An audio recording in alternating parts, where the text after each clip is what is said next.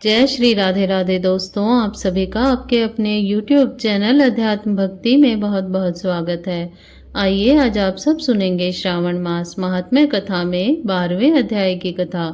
अब तक यदि आपने पिछले अध्यायों की कथा का श्रवण नहीं किया हो तो चैनल पर वीडियो अपलोड है, आप वहां से जाकर पिछले अध्यायों की कथा का श्रवण भी कर सकते हैं।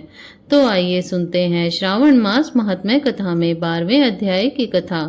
इस अध्याय में स्वर्ण गौरी व्रत का वर्णन तथा व्रत कथा के बारे में बतलाया गया है।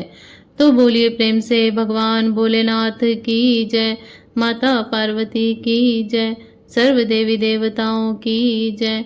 ईश्वर बोले कि हे ब्रह्मपुत्र, अब मैं स्वर्ण गौरी का शुभ व्रत कहूँगा। यह व्रत श्रावण मास में शुक्ल पक्ष तृतीया तिथि को होता है। इस दिन प्रातः काल स्नान करके नित्य कर्म करने के बाद संकल्प करें और षोडशोपचार से पार्वती तथा शंकर जी की पूजा करें। इसके बाद भगवान शिव से प्रार्थना करें, हे देवाधिदेव आइए। हे जगपते, मैं आपसे प्रार्थना करता हूँ, हे सुरस्तम, मेरे द्वारा की गई इस पूजा को आप स्वीकार करें। इस दिन भवानी पार्वती की प्रसन्नता और व्रत की पूर्णता के लिए दंपतियों को 16 वायन प्रदान करें और द्विज श्रेष्ठ की प्रसन्नता के लिए मैं यह वायन प्रदान करता हूँ ऐसा कहें।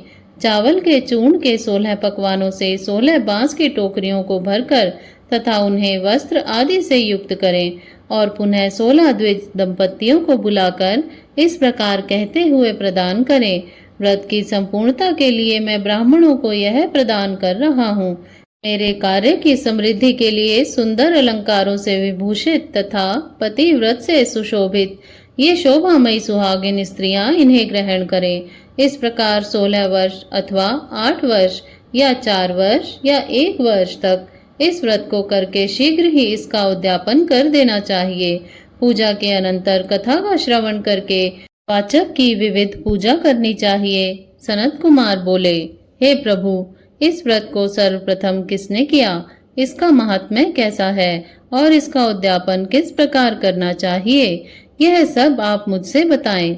ईश्वर बोले, हे महाभाग, आपने उत्तम बात पूछी है। अब मैं आपके समक्ष मनुष्यों को सभी संपदाएं प्रदान करने वाले स्वर्ण गौरी नामक व्रत का वर्णन करता हूँ। पूर्व काल में सरस्वती नदी के तट पर सुविला नामक विशाल पुरी थी। उस नगरी में कुबेर के समान चंद्रप्रभ नामक का एक राजा था। उस राजा की रूप लावण्य से संपन्न, सौंदर्य तथा मंद मुस्कान से युक्त और कमल के समान नेत्रों वाली महादेवी और विशाला नामक 2 भार्याएं थी। उन दोनों में ज्येष्ठ महादेवी नामक भार्या राजा को अधिक प्रिय थी। आखेट करने में आसक्त मन वाले वे राजा किसी समय वन में गए और सिंहों, शार्दूलों, सूकरों, वन्य भैंसों तथा हाथियों को मारकर प्यास से व्याकुल होकर उस घोर वन में इधर उधर भ्रमण करते रहे। राजा ने उस वन में चकवा चकवी तथा बतकों से युक्त भ्रमरों तथा पीकों से समन्वित और विकसित मल्लिका, चमेली, कुमुद तथा कमल से सुशोभित अप्सराओं का एक सुंदर सरोवर देखा। उस सरोवर के तट पर आकर उसका जल पीकर राजा ने भक्ति पूर्वक गौरी का पूजन करती हुई अप्सराओं को देखा। तब कमल के समान नेत्रों वाले राजा ने उनसे पूछा, आप लोग यह क्या कर रही हैं? इस पर उन सब ने कहा, हम लोग स्वर्ण गौरी नामक उत्तम व्रत कर रही हैं। यह व्रत मनुष्य को सभी संपदाएं प्रदान करने वाला है। हे नृप श्रेष्ठ, आप भी इस व्रत को कीजिए। राजा बोले, इसका विधान कैसा है और इसका फल क्या है, मुझे यह सब विस्तार से बताएं। तब वे सारी स्त्रियां बताने लगी, हे राजन, यह स्वर्ण गौरी नामक व्रत श्रावण मास के शुक्ल पक्ष की तृतीया को किया जाता है। इस व्रत में भक्ति पूर्वक अत्यंत प्रसन्नता के साथ माता पार्वती शिव जी का पूजन करना चाहिए। पुरुष को 16 तारों वाला एक डोरा दाहिने हाथ में बांधना चाहिए। स्त्रियों के लिए बाएं हाथ में या गले में इस डोरे को बांधना चाहिए। यह सब सुनने के बाद संयत वाले राजा ने भी उस व्रत को संपन्न करके 16 धागों से युक्त डोरे को अपने दाहिने हाथ में बांध लिया। उन्होंने कहा, हे देवादिदेव, मैं इस डोरे को बांधता हूँ, आप मेरे ऊपर प्रसन्न हो और मेरा कल्याण करें। इस प्रकार देवी का व्रत करके वे अपने घर आ गए। राजा के हाथ में डोरा देखकर ज्येष्ठ रानी महादेवी ने पूछा और सारी बात सुनकर वह राजा के ऊपर अत्यंत कुपित हो उठी। राजा ने कहा, ऐसा मत करो, मत करो। लेकिन रानी ने उस डोरे को तोड़कर बाहर एक सूखे पेड़ के ऊपर फेंक दिया। उस डोरे के स्पर्श मात्र से वह वृक्ष पल्लवों से युक्त हो गया। उसके बाद उसे देखकर दूसरी रानी भी आश्चर्यचकित हो उठी और उस वृक्ष पर स्थित टूटे हुए डोरे को उसने अपने हाथ में बांध लिया। उसी समय उसके व्रत के महात्म्य से वह रानी राजा के लिए अत्यंत प्रिय हो गई। वह ज्येष्ठ रानी व्रत के उपचार के कारण राजा से व्यक्त होकर दुखित हो वन में चली गई। अपने मन में भगवती देवी का ध्यान करते हुए मुनियों के पवित्र आश्रम में निवास करने लगी।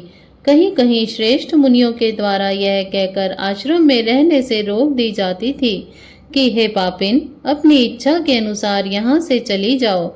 इस प्रकार घोर वन में इधर उधर भ्रमण करती हुई वह अत्यंत खिन्न होकर एक स्थान पर बैठ गई। तब उसके ऊपर कृपा करके देवी उसके समक्ष प्रकट हो गई। उन्हें देखकर वह रानी भूमि पर दंडवत प्रणाम करके उनकी स्तुति करने लगी। हे देवी, आपकी जय हो, आपको नमस्कार है। भक्तों को वर देने वाली आपकी जय हो। शंकर के वाम भाग में विराजने वाली आपकी जय हो। हे मंगल मांगल्ये, आपकी जय हो। तब देवी की भक्ति के द्वारा वरदान प्राप्त करके और उन गौरी की अर्चना करके उसने जो व्रत किया उसके प्रभाव से रानी के पति उसे घर ले आए। उसके बाद देवी की कृपा से उसकी सभी कामनाएं पूर्ण हो गई। राजा सभी समृद्धियों से संपन्न होकर उन दोनों के साथ पूर्ण रूप से राज्य करने लगे। अंत में राजा ने उन दोनों रानियों सहित शिव पद को प्राप्त किया। जो स्वर्ण गौरी के उस उत्तम व्रत को करता है वह मेरा तथा गौरी का अत्यंत प्रिय होता है और विपुल लक्ष्मी प्राप्त करके तथा भूलोक में शत्रु समूह को पराजित कर शिव जी के विशुद्ध लोक को जाता है। हे सनत कुमार, अब आप दत्त चित्त होकर इस व्रत के उद्यापन की विधि सुनिए। चंद्रमा तथा तारा बल से युक्त शुभ तिथि तथा शुभ वार में एक मंडप बनाकर उसके मध्य में अष्टदल कमल के ऊपर धान्य रखकर उस पर एक कुंभ स्थापित करें। पुनः उसके ऊपर 16 पल प्रमाण का बना हुआ एक तिल पूरित ताम्रमय पूर्ण पात्र रखें और उस पर पार्वती शंकर की 2 प्रतिमाएं स्थापित करें। शिव जी की प्रतिमा श्वेत वर्ण के 2 वस्त्रों तथा शुक्ल वर्ण के यज्ञोपवीत से सुशोभित हो। उसके बाद वेदोक्त मंत्रों से विधि पूर्वक उनकी प्रतिष्ठा करें और भली भांति पूजा करके रात्रि में जागरण करें। इसके अनंतर प्रातःकाल पूजा करने के बाद होम करें। सर्वप्रथम ग्रह होम करके प्रधान होम करें।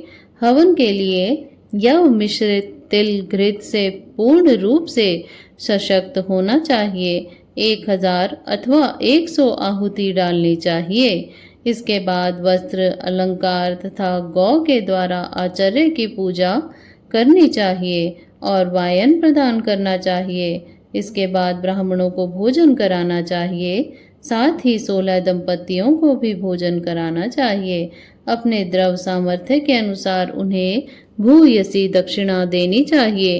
अंत में हर्षोल्लास से युक्त होकर बंधुजनों के साथ स्वयं भोजन करना चाहिए। इस प्रकार श्री स्कंद पुराण के अंतर्गत ईश्वर सनत कुमार संवाद में श्रावण मास महात्म्य में तृतीया में स्वर्ण गौरी व्रत कथन नामक 12वां अध्याय पूर्ण हुआ। तो बोलिए प्रेम से भगवान भोलेनाथ की जय, माता पार्वती की जय, सर्व देवी देवताओं की जय। इसी प्रकार से ज्ञानवर्धक जानकारियाँ प्राप्त करते रहने के लिए, व्रत पूजा आदि के बारे में जानने के लिए तथा कथा को श्रवण करने के लिए यदि आप चैनल पर पहली बार आए हैं तो चैनल को सब्सक्राइब कर लें ताकि आने वाली वीडियो की नोटिफिकेशन आपको समय से मिलती रहे। वीडियो को लाइक करें, शेयर करें। सुखी रहें, स्वस्थ रहें। जय श्री राधे राधे। धन्यवाद।